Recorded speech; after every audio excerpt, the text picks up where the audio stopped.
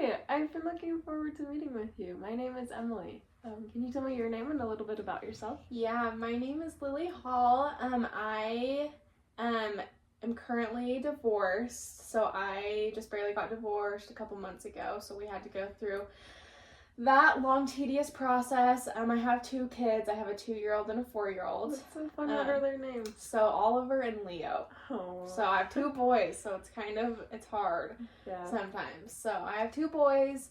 So I'm kind of doing that, but I'm going through a lot. In my divorce, I did lose my house.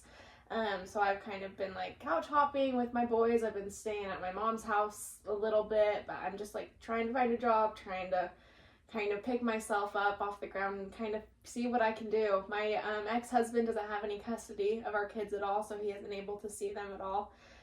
So I'm kind of the sole provider for everything like that. So yeah, that's definitely difficult. Mm-hmm. Thank you for sharing so much of that. Before we get too much further, I do want to just briefly go over our confidentiality policy. I know that was something that you already went over in the paperwork. I do remember reading through that. Mm-hmm. So just to go over it again, just so you are aware, all of your information is kept completely confidential. There are a couple exceptions to that. Those exceptions being if I ever learn of any abuse or neglect towards any vulnerable population. So that includes children, individuals with disabilities, and elderly individuals. Then those are things that I have to report. We also, if there's ever a reason for any court-ordered information, if we're subpoenaed, then that information may need to be released in that case as well. And then if I also ever learn of any imminent harm to yourself or to others, then those cases, just to keep people safe, because that's our main priority, that may need to be released in that case as well. Does that make sense? Yeah, I was gonna ask if I know that I have kind of been struggling with I don't think I ever would harm myself, but if that was a possibility, who would you reach out to for that? Would that be, There's a couple different resources in the Valley, and it may just depend on kind of where exactly you're at with it. So I mean, a lot of clients I work with are in a very difficult time of life, and there's kind of a range. So as far as just harming yourself, I may not need to report that. That is a safe space that we can talk about. But if it's a risk of your life or anyone else's life, then that's where I would need to reach out to other resources, like calling the hospital. The hospital has an incredible crisis team there as well, where they can help you in-house and have you inpatient and work with you that way. If it's ever a matter of your life. For sure, yeah. I feel at that point, I feel I am kind of just worried about my kids. I don't know where they would go or things like that. So are there resources for them as well? Yeah. Well, tell me a little bit more about the resources you have in your life. What are friends, family, that kind of stuff. I feel I don't really have much. So like I said, I'm kind of the sole provider. So my ex-husband doesn't have any custody of our kids. I sometimes will take my kids to my mom's house, but she also works a full-time job. So when it is things like that, it's usually just after hours, things like that. But she also has a lot going on as well. So she's really my only person. All my other family lives out of state, and so they aren't really able to help. And so I'm kind of just, on my own. I do have a little part-time job that I can work sometimes, but it's only 10-15 hours a week. And so that's just kind of what I do after when my mom can care for them. But that's kind of our only income and only resource right now. That's really difficult. I definitely hear you. That's a hard situation to be in. There are resources for you. So I know you kind of touched on housing being a struggle. And you said that you've kind of been house surfing, sleeping on people's couches. So it seems like you do have some resources in that sense, at least. But there are resources for housing. I don't know if you know about any of them. Have you ever heard of Bragg? I haven't. So Bragg is a housing resource in the Valley. They help in situations like yours, people that are homeless and needing that extra assistance. Depending on, like, there are some qualifications, but we can look into that together. And we can see if they're able to help with things like rent and like finding you a place to live. I did want to ask a little bit more about your job, though. You mentioned that you kind of do something. Did you say about 10 to 15 hours a week? So I work at a local bakery. Okay. So I just clean for them. So it's usually at nighttime, like after hours when they close and things like that. I'll usually just go in and like sweep and mop the floors, things like that. When I am doing that, I don't do it every day. So I do it on Mondays and Wednesdays. On those 2 days, I do have my mom watch my two boys, you know, just because she's kind of the only resource I have right now. So that's kind of where that is. But I know it is like really tricky. I can't really afford, you know, housing or honestly, like even I'm at that point where like I can't really afford food, you know, because I get paid like $12 an hour, you know, for not doing much. So I think that's really hard, but it is nice having a job for that aspect. Right. That's a really great strength. Just like having that motivation to keep going and keep doing that. Like, even though I know it seems like it doesn't feel like a lot, but that's still something you're able to do and go like work towards. With like that aspect of like where you have that fear of like not being able to afford food, like there are so many resources here, and I'm excited to like get you into them, because that's why the help is here, is for people who need it, people like you.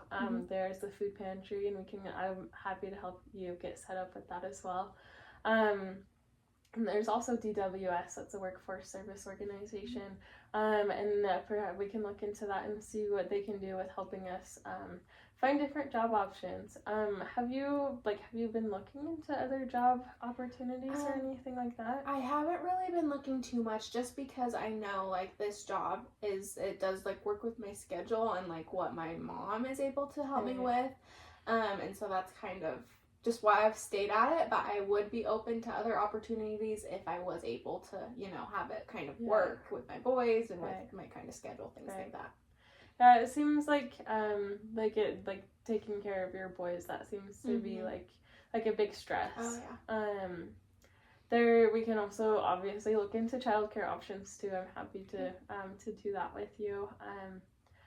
But I kind of jumping back a little bit. I know earlier you mentioned like some possible depression, some suicidal ideation, just that idea of like maybe not wanting to be here anymore. Can you tell me a little bit more about those feelings that you're having? Yeah, I think it is just like probably a lot of stress that I'm having. You know, there's some times where I just don't know if what I'm doing is enough, you know, things like that.